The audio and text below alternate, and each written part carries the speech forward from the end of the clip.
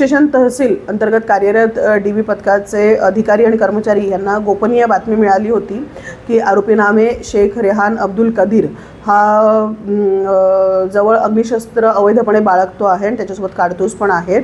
तर त्याला ट्रॅप सापळा रचून आमच्या DB पथकाने मेयो हॉस्पिटलची जी सुरक्षा भिंत आहे CA रोड लगतची तेथे त्याला पकडून त्याच्या अंगझडती घेतलेली असता गोपनीय माहितीप्रमाणे त्याच्याजवळ अग्निशस्त्र काडतुसांसह मिळून आलेलं आहे. सदर प्रकरणी आम्ही अपराध क्रमांक 346 चा क्रमांकान्वये गुन्हा दाखल करण्यात आलेला आहे. आणि ही जी अग्निशस्त्र होतं त्याची किंमत 50,000 रुपये, जिवंत काडतुसांची किंमत 2,000 रुपये, अशी एकूण 52,000 रुपयाची ही कारवाई करण्यात आलेली आहे.